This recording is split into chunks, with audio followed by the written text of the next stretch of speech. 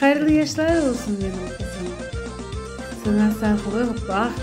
Yanında hep sadık dostlar olsun, yaxşı dostlar olsun senin yanında. Her günün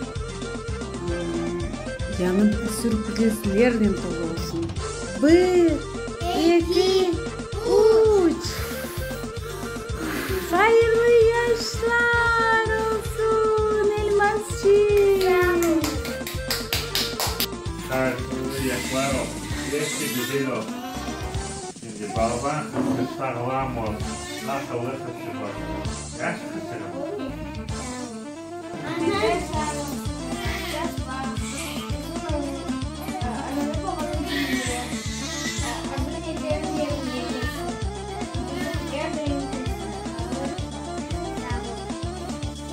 Sağ ol tata. Yanacığından hop Elmazçıqnıñ.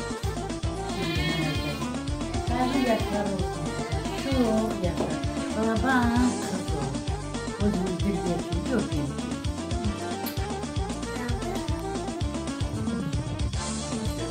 Söyleyeceğim gibi. Elmaz konuşuyorsa kendinin babanı, anneanne, ben istersen ev konuşuyor. Bacağım bir yol yine tek var mı? İstiyor musun? Şimdi ev konuşuyor. Sağ ol Gireyhan. Hatice kal. Hatice daha ne veri söyledi, daha ne veri söyledi. Tekrar söyle kızım. Güzel dağlay, o da hayırlı hali Elmazçıqnıñ. Arkadaşlar sana nur bakayım. Kapılar sana açılsın. Ananı babana dinle. Yaşlarını al. Ramutaları al.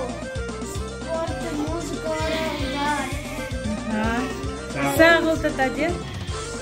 Hayırlı yaşlar olsun Elmazçıqnıñ. Hayırlı yaşlar olsun. Hatice görmek. Hayırlı yavaş yaşlar olsun. Hayırlı yaşlar Elmazçıqnıñ. Hayırlı yaşlar olsun. Elmazçıqnıñ bile tutacak. Sonra biz buraya gümüşleyeceğiz. Sonra Elmazçıqnıñ mutlaka. Allah'ı ne yaptın? Yok bak Elmazçıqnıñ. Sen. Eğitim uç. Maşallah maşallah. Hayırlı yaşlar.